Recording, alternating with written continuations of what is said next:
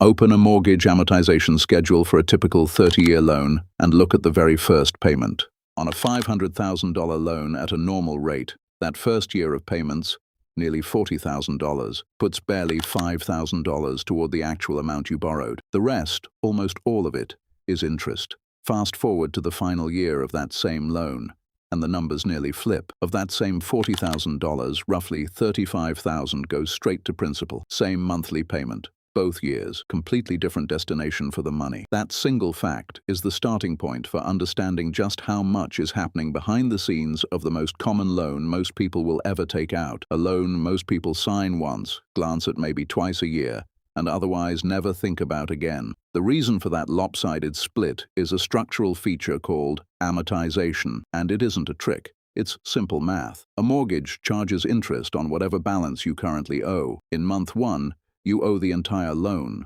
so nearly the whole payment is interest. As you slowly chip away at the balance over the years, the interest portion shrinks and the principal portion grows because there's simply less debt left to charge interest on. Some people call this front-loading and treat it as evidence the system is rigged to bleed borrowers dry in the early years. The lender's side of that argument worth hearing is that they're only ever collecting interest on money you actually still owe. The same rate applied to a shrinking balance, nothing more. Whether you find that reassuring or not, the practical result is the same either way. It takes years of a fixed-rate mortgage before you're building real equity at any meaningful pace, and that has consequences for how people think about moving, refinancing, or selling early. But amortization is only the most visible part of the machine. What actually happens to your loan after you sign the paperwork is where most homeowners lose the thread entirely. Here's the part that surprises people. The bank that originated your mortgage often doesn't keep it. Within weeks or months of closing,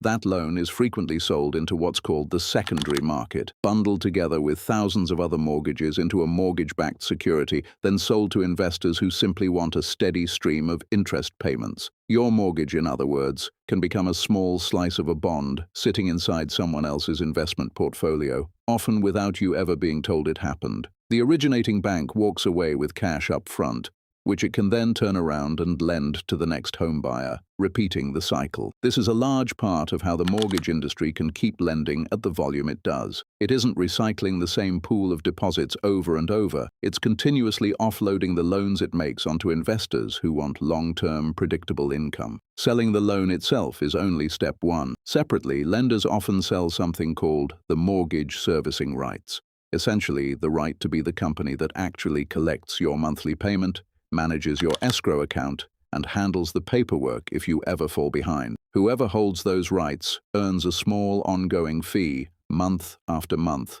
for the life of the loan, without owning the loan itself or carrying its risk. This is why homeowners sometimes get a letter a year or two into their mortgage, informing them that their loan is now being serviced by a company they've never heard of, even though nothing about their rate or balance has changed. The loan moved, the servicing moved. The math you agreed to on closing day usually didn't. That escrow account, meanwhile, is doing quiet work of its own. Most mortgage payments include a slice set aside for property taxes and homeowners insurance, held by the servicer and paid out on your behalf when those bills come due. Until that money is actually spent, it sits in the servicer's hands. And when interest rates rise, the returns generated by holding millions of homeowners' escrow balances, sometimes called float income, become a real source of profit for whoever is managing the account. You don't see this income. It's never listed on your statement as a line item benefiting anyone but you. It's simply the byproduct of a system built to hold large pools of other people's money for weeks or months at a time before spending it. Then there are the fees baked directly into getting the loan in the first place, most of which are structured so the average borrower barely registers them as separate transactions. Origination fees, charged simply for processing and issuing the loan.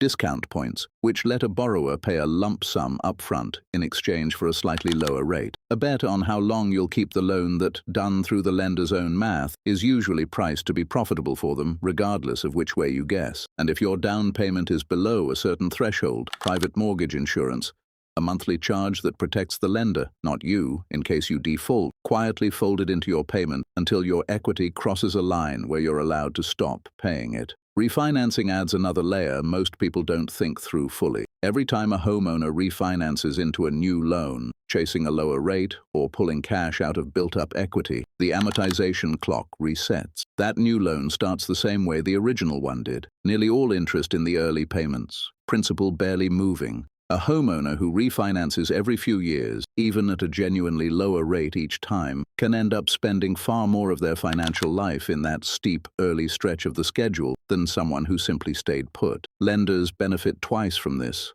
a fresh round of origination fees each time, and a fresh multi-year stretch of interest-heavy payments on the new balance. None of that makes refinancing a mistake.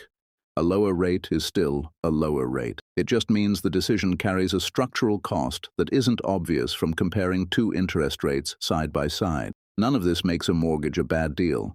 For most people, it's still the only realistic path to owning a home, and every piece of this system, the amortization schedule, the securitization, the servicing rights, the fees, exists because it lets banks lend enormous amounts of money at manageable risk, which is exactly what makes homeownership possible on a mass scale in the first place.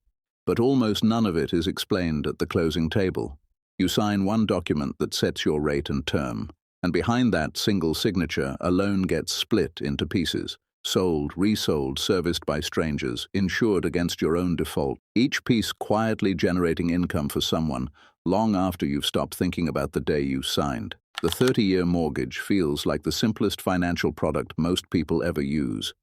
One number, one rate, one monthly payment for decades. Underneath that simplicity sits an entire structure most homeowners never see, built to keep money moving, risk spread out, and profit flowing in more directions than the one printed on your statement. If stories like this one stay with you, the ones where a system this powerful was built so quietly that most people never noticed, subscribe, because that's exactly what this channel is built around.